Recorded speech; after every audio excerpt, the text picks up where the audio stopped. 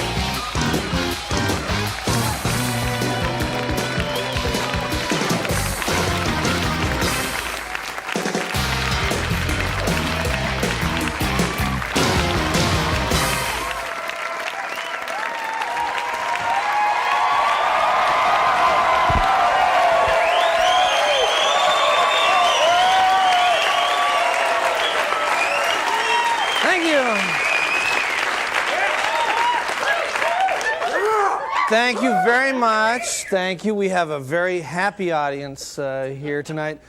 Despite the fact that this was not a great week around town, especially for transportation. You know, you saw the new super ferry broke down again, leading to a lot of unmellow thoughts on Bainbridge Island. They're over there in the sprout farms and the tofu factories playing their flutes and drinking wheatgrass, and then they pile into the Subaru station wagons with the Greenpeace bumper stickers and just scream down to the ferry dock. You know. And the wait is so long now that when the ferry approaches Bainbridge, folks pelt it with bottles of lemon tahini and cans of lentil soup. You know, it's just getting very unmellow over there. And then, of course, there was the little problem with air traffic this week. I think you all saw the pilot who got his plane hooked on the power line. He knocked out power to 2,500 homes. Everybody's like, hey, what's wrong with the toaster? Well, I don't know. There's a plane on the wire out there. People are, you know, throwing rocks at it. Knock him down, you know. Make him fall. I got to make my coffee. Get him off there. Just not. Let the wind take him, you know. When they finally did get the guy down, he wouldn't talk to the press because he'd sold the right to interview him to some other show. That's a totally true story. What? Am I the only one who thinks that's a somewhat disturbing trend? You know? I mean, it's just like, you know, like an airliner is coming down, the pilots aren't talking to the tower, they're on the phone with the Fox network. You know? We want 30% of the gross, you know. Who's going to play me in the movie? John Ritter? No way! You know? Want John Travolta or So Help Me We Won't Crash? You know, I don't know. Anyway, the pilot, he wouldn't talk to us at our show, but we did some research on his background. We found some family photos. This is him as a child. Yeah.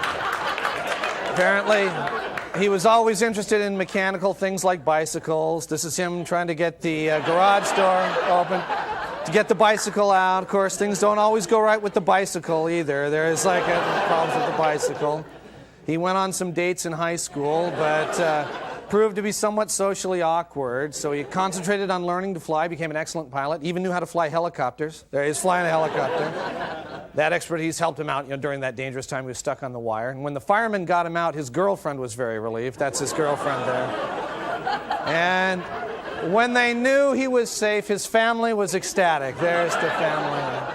So it's a story with a happy ending, although after a stunt like that, the The guy's flying career may be over, but he may have to think about some kind of second career, but that's okay because a lot of people are able to combine 2 careers, like this guy. He's still the biggest name in music radio.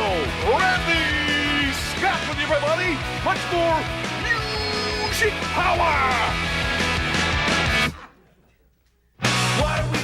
But when the air shift ends, his real job begins. He's DJ, lawyer. This court is now in session. The Honorable Judge Lynn Dudley presiding. All rise, please.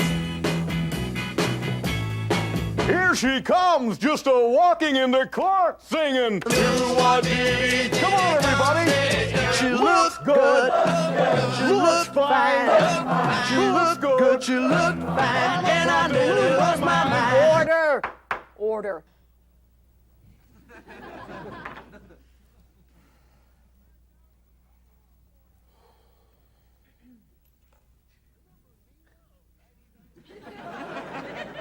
Can I get a witness, please? By request, Marvin Gaye, Solid Gold, 1963. Yes, he's Counselor Randy Scott. And it's about 17 minutes before the hour right now. Your Honor, I'd like to call Cindy Crawford. I don't see her name on your list here, Mr. Scott. Well, no, it's not. I'm just saying. I'd like to call her. I mean, she's a babe. Why are you here today, Mr. Scott? I'm here, Your Honor, because my client would like to file a complaint on behalf of herself and other people with similar complaints. That is a class action suit, Mr. Scott. Well, thank you, Your Honor. Yeah, I picked this little number up at Mervyn's during Mervyn's big 40% off suit sale going on right now at all 5 Mervyn's locations. It's about 16 minutes before the hour right now. That's enough, Mr. Scott. Your Honor, I'd like to make a motion. All right. Here's another one for you. You may begin the examination of the witness, Mr. Scott. Okay, Your Honor. Would you take your clothes off, please? What? Randy Scott, just playing a little joke on you, ma'am. Would you please proceed? Okay, Your Honor. Well, somebody got up on the wrong side of the bench this morning, didn't they? Cool gavel, Your Honor. You can't touch this. Solid gold. Do you know what this means, Mr. Scott? What does what mean, Your Honor? This. Don't tell me. Don't tell me. Now, I know that twice on the pipe, the answer is no. God, I should know that. He's the boss barrister. So what you're saying is that you never saw her before in your life? That'll be enough, Mr. Swenson. Your Honor, I have no further questions. You may cross-examine, Mr. Scott. What are you doing there, Mr. Scott? Oh, I was just looking over my briefs, Your Honor. He's the funniest guy in court. Mr. Scott, I find your client guilty. Well, I'm telling you, that doesn't really work for me, Your Honor. Are you appealing? I think so, but let's find out what other people think. Hi, ma'am. What's your name? Sharp. Yes, he's DJ, lawyer, Nolo Contendere. And now, get ready to play TV's hottest new game show, Have I Got a Migraine? And now, here's the star of our show, Skip Town. Hello, and welcome to Have I Got a Migraine, the fun, fact-filled brain power game for people who use their brains until they hurt. I'm Skip Town, and now let's meet our contestants. First up is Randy Binghamton, an insurance adjuster from Spanaway, who suffers from migraine so severe he curls into the fetal position and hallucinates. How are you, Randy? Actually, not bad. I'm having a relatively good day, Skip. Well, that's great! Oh, don't shout. Okay, I'm sorry, I forgot. Next up is Janine Osborne, a homemaker from Fife who gets a migraine once a month right before her period. How's it coming, Janine? Yeah. Okay, looks like Janine's going to be a little irritable today. And finally, we have Pat Vanderhoof, who in addition to a migraine is also suffering from a brutal hangover resulting from downing 9 shots of tequila at his brother's bachelor party last night. Welcome, Pat, and how was that party? I don't know, Zip. That's Skip. Okay. Let's get started. First, let me explain the game. Before the round begins, you'll hear this. Then after I ask the question, if you know the answer, buzz in like this. If you give the wrong answer, you'll hear this. And then your opponents will be able to buzz in for their guess like this. At the end of a round, you'll hear this. And the contestant with the highest score will be declared the winner by hearing this. All right, are there any questions? No. Okay, let's get on with round one. Here is the first question. We interrupt this program for a test of the emergency broadcast system. This has been a test of the emergency broadcast system. Had this been a real emergency, you would have heard this. Then this. Followed by this. And finally this. This concludes our test. Okay, you want to help her up there? I think Janine's down there. I think she's all right. Is it? There she is. Okay, she's fine. All right, everybody, buzzers ready. Here comes question number one. The wife of a pioneering rock star. She went on to a music career herself. For 200 points, who is singing this song? Oh no! Very good. Oh no is right. Yoko Ono, wife of John Lennon. That was Don't Worry, Kyoko. Boy, it's kind of an obscure one to throw you right out of the chute, so that's good work, Pat. Now Pat moves into the bonus category. Today's bonus categories are car alarms, heavy construction, screechy things, feedback, and cotton. What's it going to be? Oh, cotton. Okay, just take your time. This is Pat's choice. Pat, what is it? Cotton. Cotton. All right, cotton. Here we go, and good luck. The Cotton Club, a famous Harlem cabaret, has been the launching point for the world's finest blues and jazz artists. For 500 points, name this artist. Anybody? Anyone? Time's up. Pat, anybody else? Oh, sorry. That was Screamin' Bobby Thornton. Well, Pat is still ahead, but Randy and Janine can catch him on the taste test. Now, each of our contestants has a mystery Slurpee. They contain a mixture of 3 distinct flavors. At the sound of the tone, suck hard on the straw, and the first one to identify all 3 flavors is the winner. Everybody ready? Go!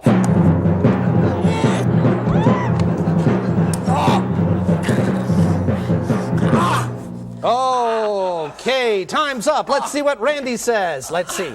Okay, raspberry, aluminum foil, shards of jagged glass piercing the center of my brain. Close. Janine, let's see. Raspberry, banana, frozen banana pounded into my skull. No, sorry. Pat, tequila. No, I'm sorry. All 3 of you are wrong. Oh, there it is. That's the sound that means it's time for our lightning round. The category today is state capitals. I'll give you the capital. You give me the state within the time limit. Here we go. Topeka. Oh, I'm sorry. That was Kansas. Pierre.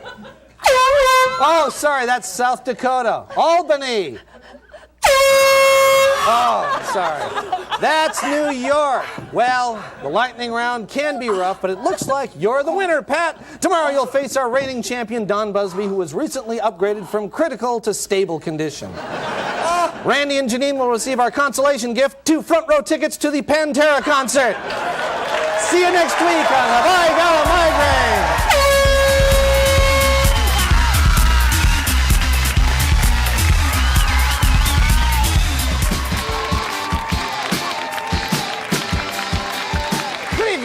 This is the Late Report. Well, with Easter tomorrow, operators of a Seattle-based rabbit hotline note sadly that many areas, such as Lower Woodland Park, have become dumping grounds for dozens of rabbits that people buy their kids for Easter and then get tired of and abandon. This practice, incidentally, is why the sale of Easter piranhas is no longer legal. A 4-year-old boy had to be rescued at the Point Defiance Zoo this week after he was found in the whale pool near the aquarium. Zoo officials reprimanded the boy's mother, pointing to a sign that clearly says, "Please do not feed the animals." An assistant professor at Washington State University's engineering department is currently testing new design concepts that would enable buildings to withstand large earthquakes with little or no damage. However, the researcher admits that his project is hampered a bit by the fact that Pullman is one of the last places on Earth anyone would notice earthquake damage anyway.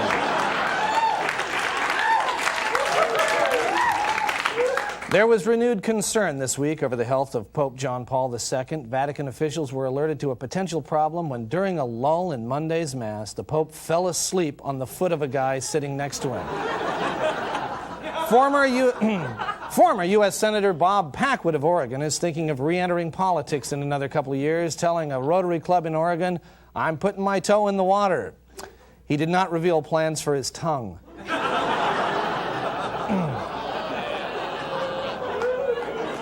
The Washington State Lottery will now offer lottery winners the option of collecting their winnings in a lump sum payment rather than stretching it out over 20 years. Lottery officials say this will allow the typical lottery winner to blow the money on cars and liquor 20 times faster.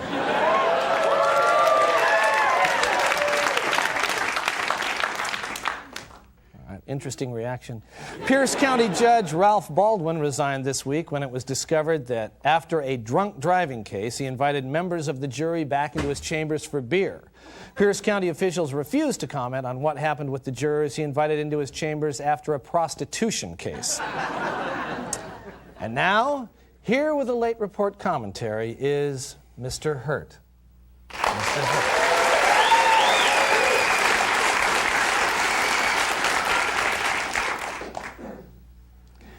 I had a lot to say, but I really don't feel safe right now. Really? Yeah, I feel like I've been hit on the head with a hammer. Well, is there something I can do? Okay, I can really see that you're a little taller than me, aren't you, John? Yeah, and I can really sense how you're using that against me now. That's not what I'm doing. You don't need to yell, John.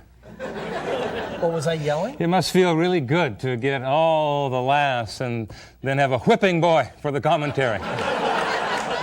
I don't see you as a whipping boy. Wow. Where did that come from? What? That anger. Well, I really feel it coming down on me now. You must really hate me. Why would I hate you? Because I'm incapable of following your hurtful agenda. Look, you can do whatever you want here. Your expectations, I really feel them. They're whipping down on me right now. And I feel like I've been stabbed in the back by someone very close to me, and then someone twisted it, someone as close as my mother. I think someone who told me that they were really looking forward to seeing me on the show tonight. Well, did your mother tell you that? No, you did, John. You did. I really admire you. Why is that? You are so good at protecting yourself, and you're totally unaware of all the pain caused by your funny words, John. Ouch. All right, well, that's all the time. Ouch, right. John. Ouch. That's all the time we have for the commentary. Okay, I can see now that your timeline is much more important than any human feelings. All right. Thank you very much. It all hurts, John. Thank you, Mr. It all Hurt. hurts. Mr. Hurt, everyone. Mr. Hurt.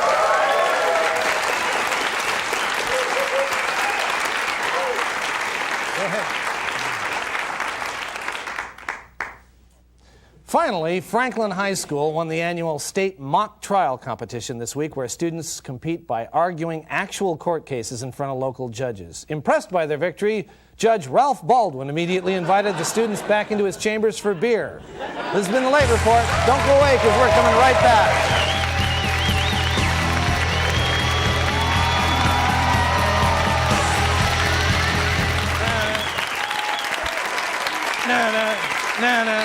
No.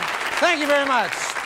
We're still jamming to that segue music. Anyway, that's all the time we have for this week. If you want to come down and join this wonderful audience, not this audience, but another audience, that's the number for tickets. We had a great time. Did you guys have a good time? Yes, they did. Anyway. So, from now on, this is Keister. Happy Easter. Bye-bye. See you next week.